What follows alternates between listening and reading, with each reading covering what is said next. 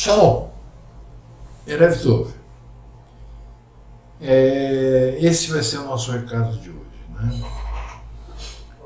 A gente vê muita gente aí, né, discutindo sobre o dízimo, se ele vale ou não vale. E é um absurdo, né, porque eles discutem em cima de bases, né, que não existem. Então eu resolvi, né, rapidamente contar a história do porquê surgiu o dízimo, tá? Tem gente aí que vem falando a respeito do dízimo, né, como se ele fosse algo antigo, né, dizendo que Abraão pagou o dízimo a Melquisedeque.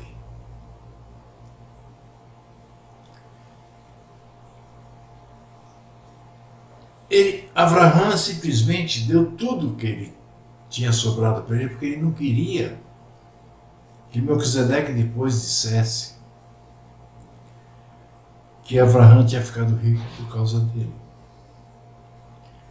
Tem gente aí que fala, né, devido à mexida que deram, né, colocaram na boca de Shaul, né, em Hebreus, que o Mashiach era sacerdote na linhagem de Melquisedeque.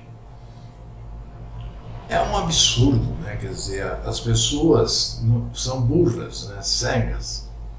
Porque, presta atenção, Yahu tomou Abraão e o levou, não é isso? A sair da parentela, porque eram idólatras, para que ele pudesse iniciar a nação Yashuru. Israel, para quem ainda não entende.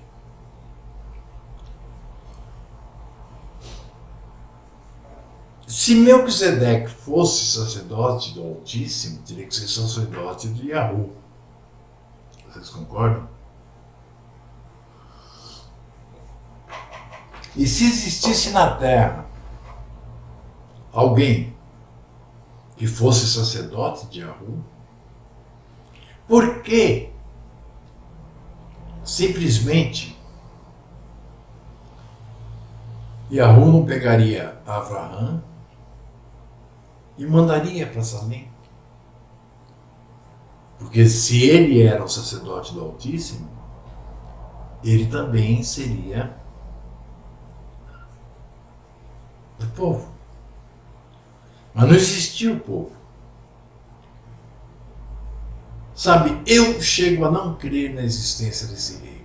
Mas tudo bem, como rei de Salém, de Sodoma, Gomorra, né? Eu posso até. Mas você vê que quando dizem que ele não tinha nem começo de dias, nem fim de dias, ou seja, não sabiam nada sobre o cara. Eu realmente não creio em Melquisedeque, mas tudo bem. Vamos agora falar sério.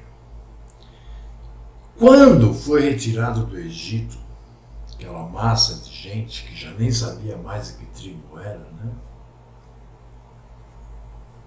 Eles vinham da diáspora, eles vinham da escravatura.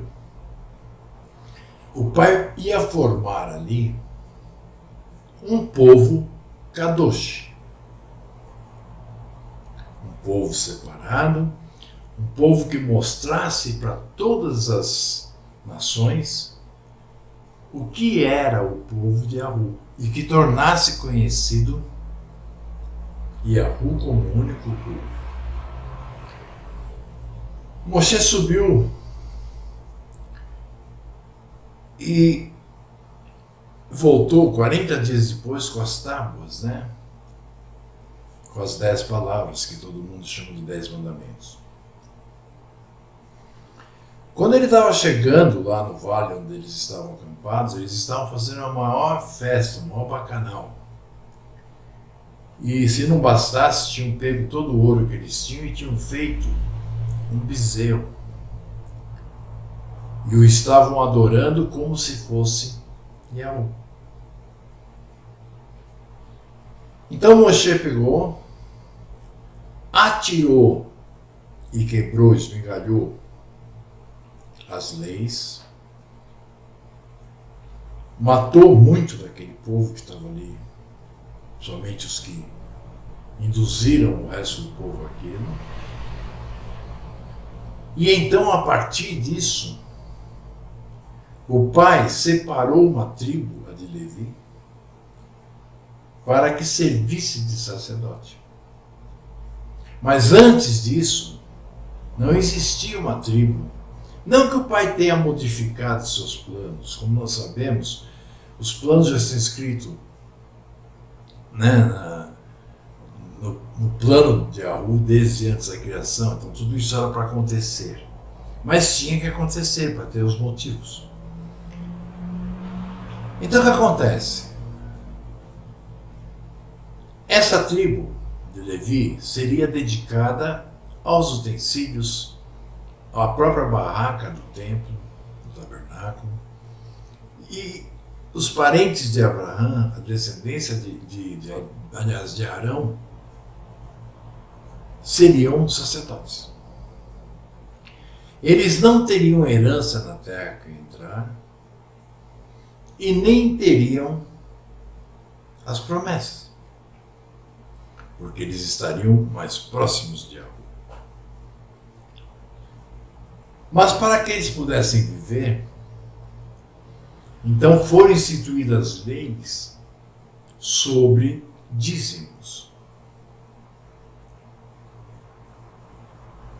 Por exemplo, os levitas tinham cidades, mas eles não tinham a terra. As tribos ao redor cediam um pedaço da terra para que eles pudessem viver. E isso facilitava a vida também, né, daquelas tribos que estavam em volta das cidades levitas, no momento de contribuir com o dízimo, com oferta, com tudo.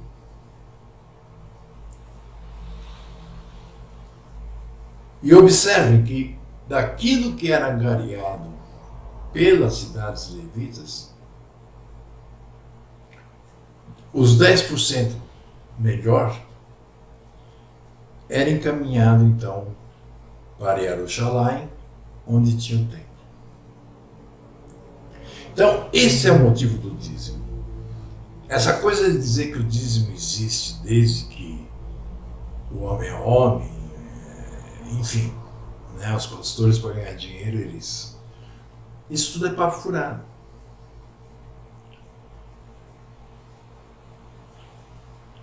Sabe, lá em Malaquias, quando diz que está roubando a rua, quem não dá o dízimo, na verdade, se você ler o contexto, você vai ver que ele está falando dos sacerdotes que o roubavam. Porque eles deveriam utilizar aquele dízimo para viver e o que restasse ajudar os órfãos e as viúvas. O que eles nunca faziam.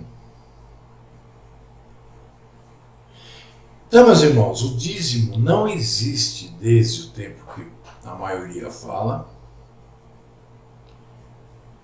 Ele foi criado ali no Sinai, após a saída do Egito, e ele tinha uma destinação: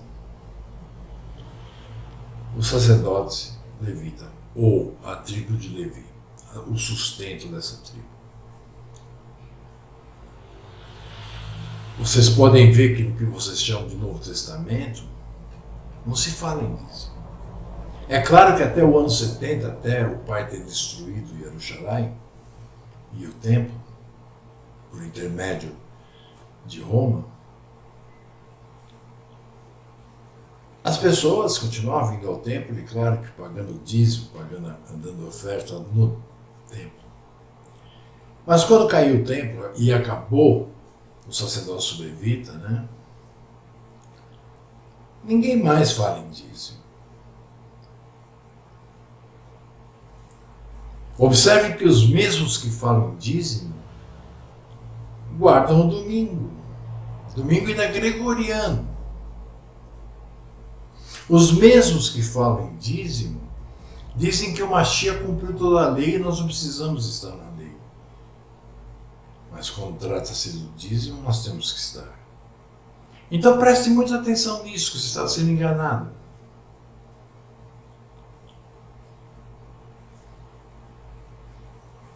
Veja, é tão simples assim. O dízimo não existia. Melquisedeque pode ser que existiu. Mas Abraão não pagava dízimo para Melquisedeque. Abraão deu tudo o que ele tinha pego do espólio para que depois Melquisedeque não dissesse que ele tinha ficado rico por causa de Melquisedeque.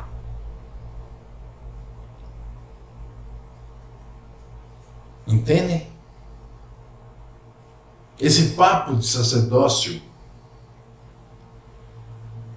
a lá Melquisedeque, que traduziram lá, ou realmente fizeram a propósito, né, dizendo sobre o Mashiach, isso é um absurdo muito grande, porque o Mashiach nunca será sacerdote.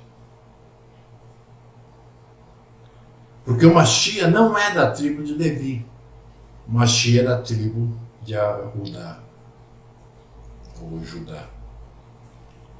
O Mashiach vai reinar, não vai ser um sacerdote. Então, se você é daqueles que acha que o seu pastorzinho está certo em cobrar o dízimo, estude. E se quiser estudar com a gente, pode chamar. Nós temos material para isso, nós temos vídeos para isso, nós temos tudo para isso. Não seja mais enganado. Tá? Ofertas eram praticadas porque havia necessidade de existirem pessoas que se dedicavam à obra de falar sobre o reino e de ajuntar as ovelhas perdidas da casa de Ashuru. E Ashuru é o nome certo de Israel, das 13 tribos. Isso é outra coisa, isso é voluntário, isso não tem porcentagem, não tem nada. Cada um dá conforme o seu coração. Entenderam? Existe um texto também que diz, né, que a gente colhe o quanto a gente semeia. Entendem? Se o valor que você dá para colaborar na obra do teu pai é inferior ao valor que você utiliza para, por exemplo, pagar uma conta aos pagãos, aos mundanos, pode crer que você ainda não entendeu nada. Se você é daqueles que, para fazer uma oferta, você espera pagar todas as suas contas, o que sobrar você vai dar, pode ter certeza que o Pai vai te vomitar. Porque você não é frio nem quente, você é morno. Então preste atenção nessas coisas, estudem a respeito. Em nosso site tem um e-book sobre o dízimo e tem os vídeos. Tá?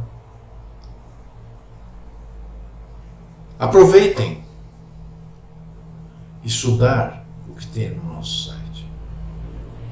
Porque daqui para frente não vai ter mais nada no site novo. Tudo que eu fizer vai ser para aqueles que eu convidar e aqueles que ofertarem. Porque eu não estou aqui de palhaço, não estou aqui servindo, né, as pessoas para viver na angústia. Sendo que muitos desses palhaços que se aproveitam daquilo que nós fazemos, mas nunca deram uns R$5 para nós, para para ajudar nas despesas, a maioria já era joio, ou nem isso. Então eu não vou mais dar de mão beijada. É como dizia um pastor amigo meu, o amor é de graça. A água, a luz, o telefone, a internet, a casa, a comida. Nós não somos autossuficientes, né? Nós não moramos numa fazenda onde nós temos tudo. Então nós somos obrigados a comprar. Então o amor nós damos de graça, mas a partir de agora, os estudos não serão mais de graça. Não serão cobrados. Mas se não houver uma oferta, nós não iremos mais passar estudos. Ok? Então é isso, meus irmãos. Estudem sobre o dízimo, tem lá em data de graça. Peguem no nosso site. Estude os vídeos. Se você ainda acredita no dízimo, né? Porque na verdade os que acreditam no dízimo são aqueles que estão tapados mesmo à vista, né? Não adianta. Não foram chamados ainda, talvez nem seja. Mas se você já tem alguma visão, mas crê ou tem medo de não dizimar e aí estar pecando, leia isso e assista os vídeos. Tá bom, meus irmãos? Então tenham uma excelente tarde. Eu vou enviar isso para o YouTube e vai estar disponível para vocês. Shalom, beijo na testa e no coração. Fui.